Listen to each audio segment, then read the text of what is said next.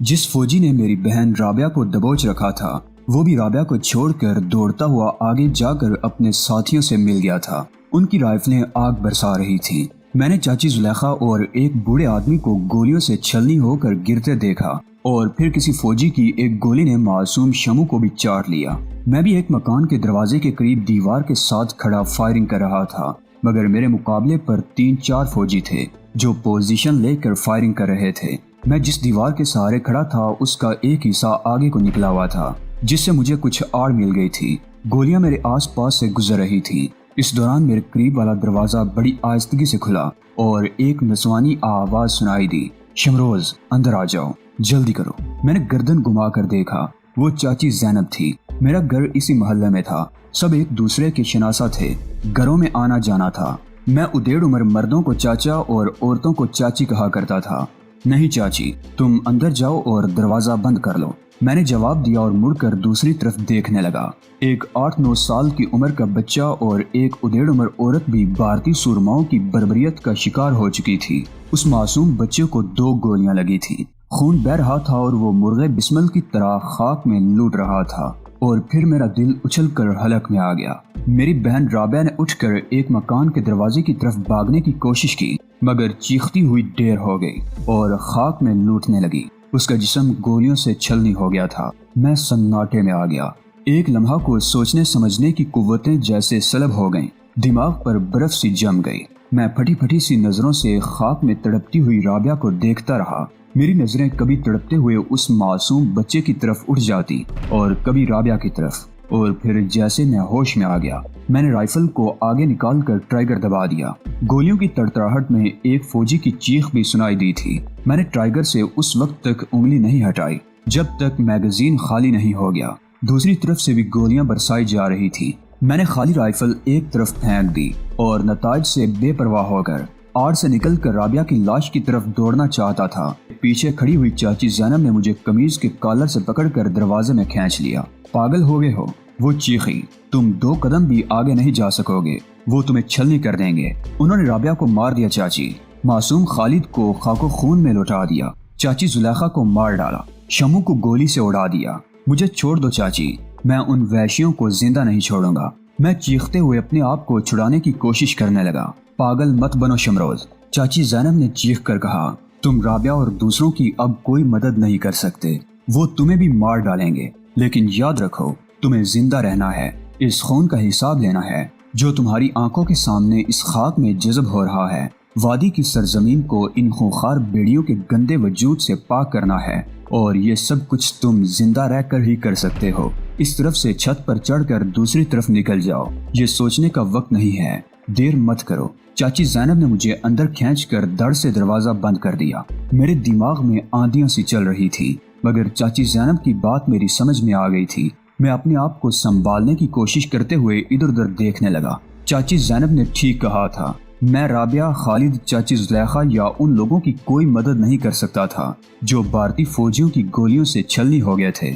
मैं जिंदा रहकर ही उनके खून का बदला ले सकता था और इस सरजमीन को भारतीयों के गंदे वजूद से पाक करने के लिए उन मुजाहिदीन के लिए मददगार साबित हो सकता था जिन्होंने इस मकसद के लिए अपनी जिंदगियां दांव पर लगा रखी थी। मैं फरार का रास्ता तलाश करने लगा।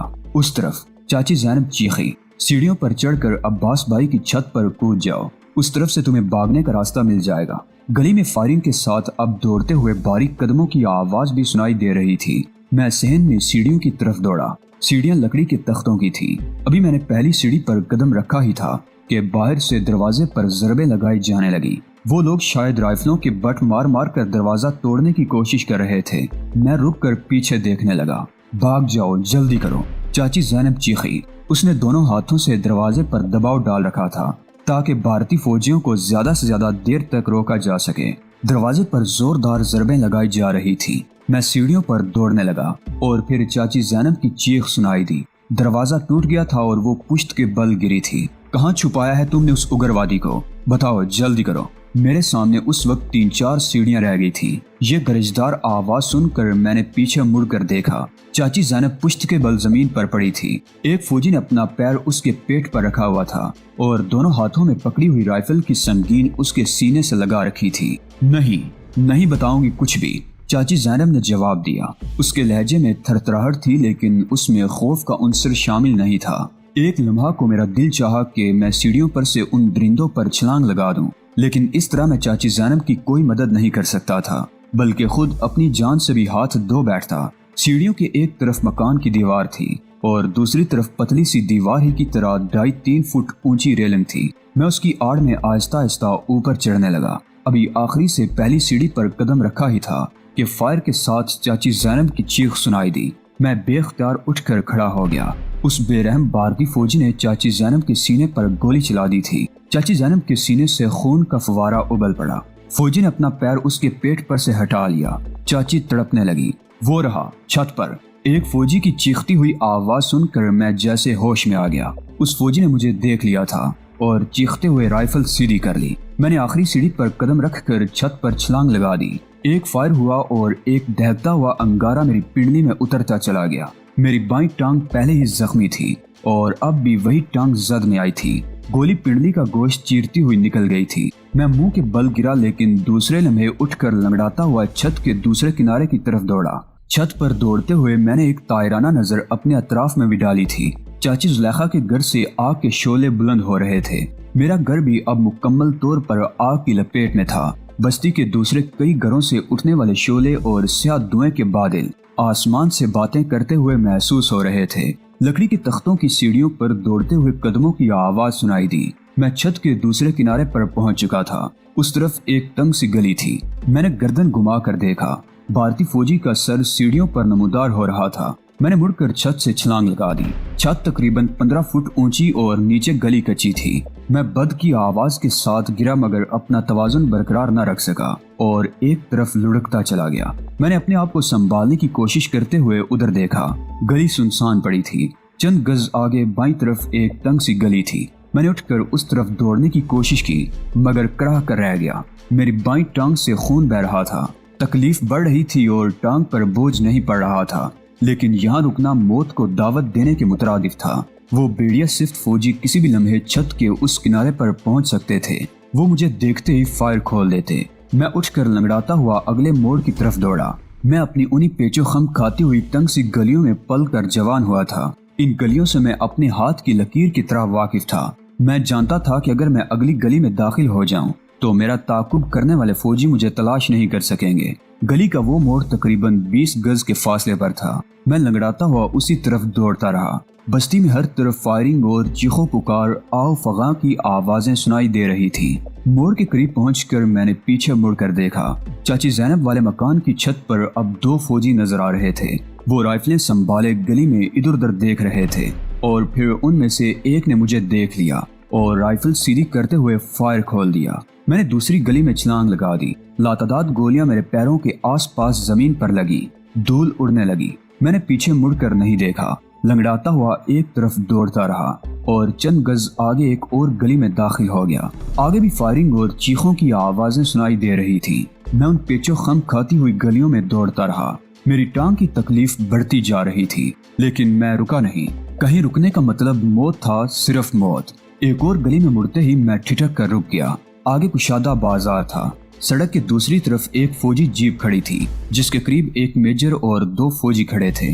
दोनों फौजी ऑटोमेटिक राइफलों से मकानों की छतों की तरफ फायरिंग कर रहे थे।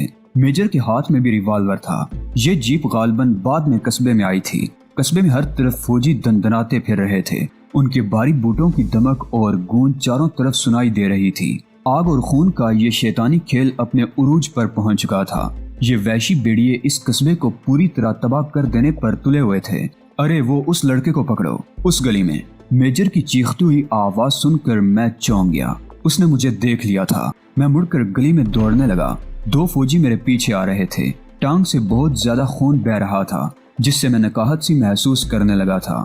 वो पैर भी पूरी तरह जमीन पर नहीं पड़ रहा था, लेकिन मैं मेंढक की तरह फुदकता हुआ दौड़ने की कोशिश करता रहा और फिर एक मोड़ घूमते ही मैं ठिठक कर रुक गया। सामने वाली गली से भी 2 फौजी दौड़ते हुए आ रहे थे। मेरे दिमाग में धमाके से होने लगे। मेरे सामने भी मौत थी और पीछे भी फरार का कोई रास्ता नहीं था। मैंने इधर उधर देखा। गली में तमाम घरों के दरवाजे बंद थे। कहीं पनाह मिलने की तवक्को नहीं थी। मेरा पीछा करने वाले फौजी भी उस गली में आ गए। उन सब के पास राइफलें थी। वो बड़ी आसानी से मुझे छलनी कर सकते थे। एक फौजी ने राइफल सीधी भी की थी, लेकिन मुझे खाली हाथ देखकर उसने फायर करने का इरादा तर्क कर दिया और चंगाड़ता हुआ मेरी तरफ लपका। मैं दोनों तरफ से गिर चुका था। मैं ये भी समझ गया था कि वो लोग मुझे जिंदा पकड़ना चाहते थे। मैंने भी उनसे भिड़ जाने का फैसला कर लिया। जिंदा पकड़े जाने का मतलब मैं अच्छी तरह समझता था। जो मुजाहिदीन या नौजवान लड़के शुबे में पकड़े जाते थे, उन्हें इस तरह तशद्दुद का निशाना बनाया जाता था कि वो मरने की दुआएं मांगते थे, मगर उन्हें मरने भी नहीं दिया जाता था। सामने से आने वाला एक फौजी जैसे ही करीब पहुंचा, मैंने उस पर छलांग लगा दी और उसे साथ लेता हुआ नीचे गिरा। मैंने गिरते ही दोनों हाथ उसके गले पर रखकर पूरी कुव्वत से उसका नरखरा दबाने लगा, लेकिन दूसरे लम्हे मुझ पर ठोकरों की बारिश हो गई। तीनों फौजी मेरे जिस्म पर ठोकरें बरसा रहे थे। उसके साथ ही उनके मुंह से गलीज गालियां भी निकल रही थी। एक फौजी ने राइफल का बट मेरे कंधे पर मारा। मेरा ये कंधा पहले ही जख्मी था। मैं तकलीफ से चीख उठा, लेकिन अपने नीचे दबे हुए फौजी का गला नहीं छोड़ा। मेरे जिस्म पर ठोकरें बरसती रहीं। कंधे पर पड़ने वाली एक और ज़रब से मेरी गिरफ्त ढीली पड़ गई और फिर दो फौजियों ने मुझे खींचकर अलग कर दिया। उसके साथ ही मेरे जिस्म पर ठोकरों की बारिश में शिद्दत आ गई। मैं चीखते हुए अपने बचाव की कोशिश करता रहा और फिर सर पर पड़ने वाली एक ठोकर से मेरा दिमाग झिंझिना उठा। पहले तो मेरी आंखों के सामने नीली पीली चिंगारियां सी रक्स करती रहीं, फिर धुंध सी छाने लगी जो बदतरीज तबीज होती चली गई। मेरा जहन तारीकी में डूबता चला गया। मुझे सिर्फ इतना याद है कि मुझे पैरों से पकड़कर मुर्दा कुत्ते की तरह घसीटा जा रहा था। उसके बाद मुझे होश नहीं रहा था। तारीकी ने मेरे जहन को मुकम्मल तौर पर लपेट में ले लिया था। आंख खुली तो मैं पथरीली जमीन पर पड़ा हुआ था। होश में आने के बाद भी कुछ देर तक मेरी आंखों के सामने दबीज धुंध सी छाई रही।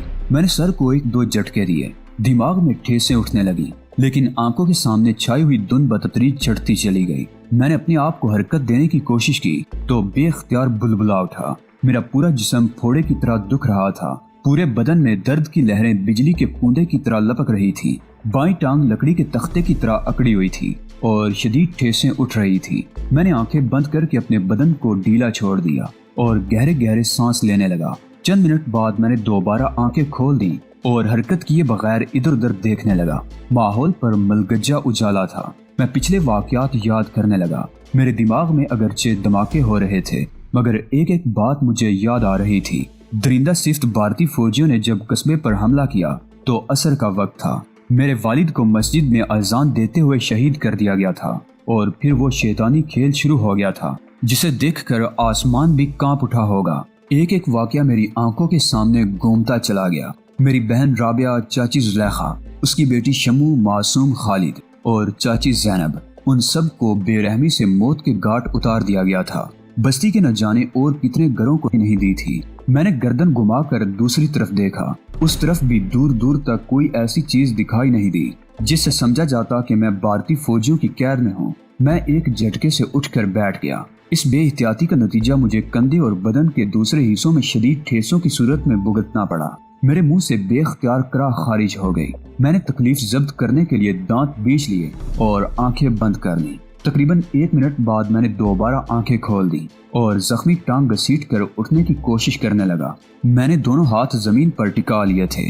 इस उठने की कोशिश करते हुए मैं अपनी जगह पर घूम गया था और फिर सामने नजर पड़ते ही मेरा दिल उछल कर हलक में आ गया। सीने में सांस रुकता हुआ महसूस होने लगा। चंद लम्हों तक मैं इस तरह बेहिसो हरकत होकर रह गया जैसे पत्थर के मुजस्मे में तब्दील हो गया हूँ, और फिर तकलीफ की परवाह किए बगैर एक झटके से उठकर खड़ा हो गया।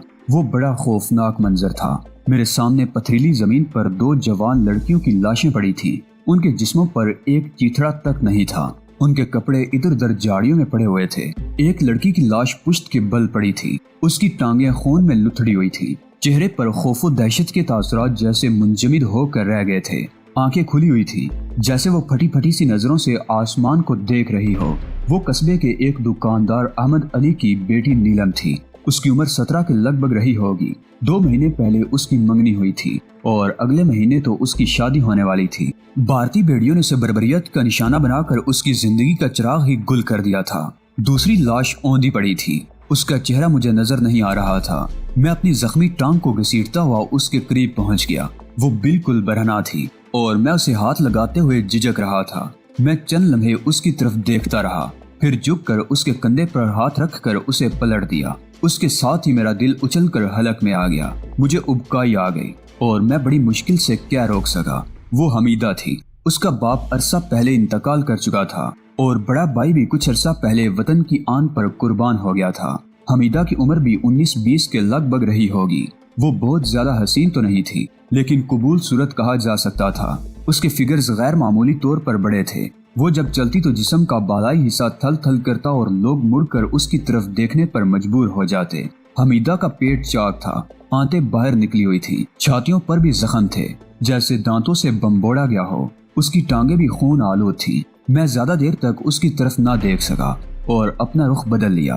مجھ پر اس وقت عجیب سی کیفیت طاری تھی، جسم میں جیسے جان ہی نہیں رہی تھی۔ اس صورتحال نے نڈال سا کر دیا تھا۔ میں بڑی مشکل سے ایک ٹانگ پر جسم کا بوجھ اٹھائے کھڑا تھا، دوسرا پیر تو زمین پر رکھا نہیں جا رہا تھا۔ میں نے بڑی مشکل سے مینڈی کی طرح پھدکتے ہوئے جاڑیوں میں اٹکے ہوئے ان کے کپڑے اٹھائے اور لاشوں پر ڈال دیے۔ میں اس وقت اس کے علاوہ ان کی کوئی مدد نہیں کر سکتا تھا۔ اب تک میں یہی سمجھتا رہا تھا کہ بھارتی بیڑیوں نے چونکہ عصر کے وقت قصبے پر حملہ کیا تھا اور اب شام ہونے والی تھی، لیکن میرا یہ خیال غلط نکلا، کیونکہ وقت گزرنے کے ساتھ ساتھ شام کا اندھیرا گہرا ہونے کی بجائے اجالا پھیل رہا تھا، اور تب مجھے احساس ہوا کہ شام نہیں صبح ہو رہی تھی، جس کا مطلب تھا کہ میں رات بھر یہاں اس ویرانے میں بے ہوش پڑا رہا تھا۔ میرے پورے جسم پر چیونٹیاں سی رینگنے لگی اور دماغ میں سنسناہٹ سی ہونے لگی۔ جب میں قصبے کی ایک گلی میں ان بھارتی درندوں کے ساتھ آخری بار گتھم گتھا ہوا تھا تو اس کے بعد مجھے ہوش نہیں رہا تھا۔ وہ لوگ مجھے اٹھا کر اپنے ساتھ لے آئے تھے، قصبے کی 2 معصوم لڑکیوں کو بھی اٹھا لائے تھے اور شاید رات بھر انہیں بربریت کا نشانہ بناتے رہے تھے۔ وہ چیخی ہوں گی، چلائی ہوں گی، مگر اس ویرانے میں ان کی آواز سننے والا کوئی نہیں تھا۔ لیکن مجھے حیرت تو اس بات پر تھی کہ میں بھی رات بھر بے ہوش پڑا رہا تھا، مجھے ایک لمحے کو بھی ہوش نہیں آ سکا تھا۔ وادی میں پھیلے ہوئے لاکھوں بھارتی فوجیوں کے ظلم اور بربریت میں کوئی شبہ نہیں ہونا چاہیے۔ یہ کوئی نئی بات نہیں تھی، 50 سال سے یہ سب کچھ ہو رہا تھا۔ عورتوں کی اجتماعی آبرو ریزی روز کا معمول بن چکی تھی۔ معصوم بچوں کو سنگینوں پر ٹانگ دیا جاتا تھا، بوڑھوں کو گائل کر کے انہیں پتھروں پر گھسیٹا جاتا اور نوجوانوں کے سینے گولیوں سے چھلنی کر دیے جاتے۔ جو زندہ پکڑا جاتا اسے اس طرح تشدد کا نشانہ بنایا جاتا کہ وہ موت کی دعائیں مانگنے لگتا۔ معصوم اور بے گناہ کشمیریوں پر بھارتی غاصبوں کا یہ ظلم کوئی ڈکی چھپی بات نہیں تھی۔ پوری دنیا ظلم کی ان داستانوں سے واقف ہو چکی تھی، مگر انسانیت کے ٹھیکیداروں کے کانوں پر جوں تک نہیں رینگی تھی۔ انسانوں کی فلاح و بہبود کا دعویٰ کرنے والے اقوام عالم کے نمائندے بہرے ہو گئے تھے۔ معصوم اور مظلوم کشمیری عورتوں اور بچوں کی چیخیں ان کے کانوں تک نہیں پہنچ رہی تھی۔ اس کے برعکس انڈونیشیا کے مشرقی صوبے تیمور میں آباد عیسائیوں کے ساتھ مسلمانوں کا تصادم ہوا تو پوری دنیا چیخ اٹھی۔ اقوام متحدہ کے ادارے میں جیسے طوفان آ گیا۔ پوری دنیا میں انڈونیشیا کے مسلمان حکمرانوں کی مذمت کی جانے لگی۔ مشرقی تیمور کے مسلمانوں کو ظالم، جابر اور غاصب قرار دیا جانے لگا۔ اقوام متحدہ نے تیمور کے عیسائیوں کی مدد کے لیے امن فوج بھیج دی اور بالآخر عیسائی آبادی کی اکثریت کی بنیاد پر مشرقی تیمور کو انڈونیشیا سے الگ کر کے وہاں عیسائیوں کی خود مختار حکومت قائم کر دی۔ یہ سب کچھ چند مہینوں بلکہ چند ہفتوں کے اندر اندر ہو گیا۔ مشرقی تیمور کے عیسائیوں کا درد پوری دنیا نے محسوس کیا۔ اقوام متحدہ نے جس تیزی سے مشرقی تیمور کے عیسائیوں کو مسلمانوں کے ظلم سے نجات دلانے کے لیے کارروائی کی تھی، اس کی مثال دنیا میں نہیں ملتی۔ لیکن گزشتہ نصف صدی سے کشمیری مسلمانوں پر ڈھائے جانے والے غاصب ہندوؤں کے مظالم پر اس اقوام متحدہ نے آنکھیں بند کر رکھی تھی۔ میں اس ویرانے میں پڑی ہوئی 2 معصوم لڑکیوں کی نچی ہوئی برہنہ لاشوں کے قریب کھڑا یہ سب کچھ سوچتا رہا۔ میں ادھر ادھر دیکھتا ہوا کچھ آگے بڑھ گیا اور پھر ایک جگہ ٹھٹک کر رک گیا۔ نشیب میں بہت دور سیاہ دھواں اٹھتا ہوا نظر آیا تو میں چونک گیا۔ وہ میرا گاؤں تھا جہاں اب بھی جلتے ہوئے مکانوں سے دھواں اٹھ رہا تھا۔ میں نے ایک بار پھر ادھر ادھر دیکھا۔ یہ جگہ قصبے سے تقریباً 3 میل دور سری نگر جانے والی سڑک سے ذرا ہٹ کر تھی۔ اب مجھے اندازہ لگانے میں دشواری پیش نہیں آئی کہ گزشتہ شام بھارتی فوجی ان لڑکیوں کو اور مجھے اٹھا کر یہاں لے آئے تھے۔ ان کی تعداد کیا ہوگی مجھے اس کا اندازہ نہیں تھا۔ وہ رات بھر خونخوار بیڑیوں کی طرح ان لڑکیوں کو نوچتے اور بمبوڑتے رہے اور صبح ہونے سے پہلے پہلے یہاں سے چلے گئے تھے۔ میں چونکہ رات بھر بے ہوش پڑا رہا تھا اور شاید وہ مجھے مردہ سمجھ کر چھوڑ گئے تھے۔ میں خاموش کھڑا بستی سے اٹھتے ہوئے دھوئیں کو دیکھتا رہا۔ مشرقی افق پر سرخی پھیلنے لگی۔ وہ طلوع ہونے والے سورج کی نہیں، बल्कि उन बेगुनाहों के खून की सुर्खी थी जो बेड़िया सिफ्त और मुतासब हिंदू फौजियों की बर्बरियत का शिकार हुए थे। बस्ती से उठने वाले धुएं की तरफ देखते हुए मैं सोच रहा था कि बस्ती के कितने लोग मारे गए होंगे और कौन कौन बचा होगा। मेरा बाप मस्जिद में मेरे सामने शहीद कर दिया गया था। मेरी बहन राबिया को बस्ती की एक गली में गोलियों से छलनी कर दिया गया था। अपनी माँ और दूसरी बहन समीना के बारे में मुझे कुछ इल्म नहीं था कि वो दोनों जिंदा भी थी या मैंने सर झटक दिया। मैं इससे आगे नहीं सोचना चाहता था। सूरज अब पहाड़ी की बुलंदी से झांकने लगा था। सुनहरी किरणें वादी पर निछावर होने लगी। मैं रात भर सर्दी में बेहोश पड़ा रहा था। मेरा जिस्म अकड़ा हुआ था, जैसे रगों में खून मुंजमद हो गया हो, और मुझे हैरत थी कि मैं अब तक जिंदा कैसे था और नकलो हरकत किस तरह कर रहा था।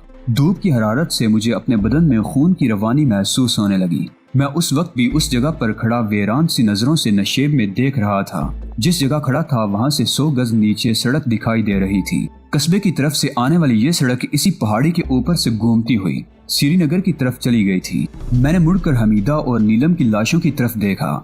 मैंने उनकी लाशों को कपड़ों से ढक दिया था, मगर हवा के झोंकों से कपड़े उड़कर दूर चले गए थे और लाशें बरहना हो गई थी, जिन पर बुनबुनाती हुई मक्खियां दूर ही से नजर आ रही थी। मैंने रुख फेर लिया और ढलान पर आहिस्ता आहिस्ता नीचे उतरने की कोशिश करने लगा। यूं तो मेरा पूरा जिस्म बुरी तरह दुख रहा था, मगर कंधे और बाईं टांग में शदीद तकलीफ थी। पैर जमीन पर नहीं रखा जा रहा था। मैं बड़ी मुश्किल से जख्मी टांग को घसीटता हुआ चल रहा था। मैं सोच रहा था कि किसी तरह सड़क पर पहुंच जाऊं। कोई ना कोई वहां से जरूर गुजरेगा तो उन्हें उन लाशों के बारे में बताऊंगा। लेकिन 100 गज का ये फासला भी मुझे 100 मील से ज्यादा लग रहा था और महसूस हो रहा था जैसे मैं ये फासला कभी तय नहीं कर सकूंगा। ढलान खासी उमूदी थी। मैं बहुत संभल कर नीचे उतर रहा था, लेकिन दफातन एक छोटे पत्थर पर मेरा पैर रिपट गया और मुझे यूं लगा जैसे जमीन मेरे कदमों के नीचे से निकल गई हो। मैं एक पैर पर लड़खड़ा कर रह गया। मैंने संभलने की कोशिश की मगर कामयाब न हो सका और नीचे गिरकर बड़ी तेजी से ढलान पर लुढ़कने लगा। गिरते हुए मेरे मुंह से चीख निकल गई थी। मैं ढलान पर कांटेदार झाड़ियों में बड़ी तेजी से कलाबाजियां खाता हुआ लुढ़क रहा था।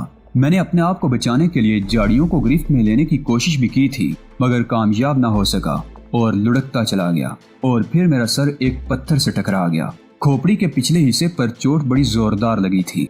मेरे मुंह से चीख निकल गई। आंखों के सामने नीली पीली चिंगारियां सी नाचने लगी और फिर मेरा सर तारीकी में डूबता चला गया। दोस्तों, आज की किस्त आपको कैसी लगी? कमेंट बॉक्स में अपनी कीमती राय का इजहार लाजमी करें। वीडियो को लाइक करके अपने दोस्तों अजीजों से लाजमी शेयर करें। चैनल को लाजमी सब्सक्राइब करें। अगली वीडियो तक इजाजत दीजिए। तब तक अपना और अपने इस चैनल ऐलान हकीकत का ख्याल रखिएगा। अल्लाह निगहबान।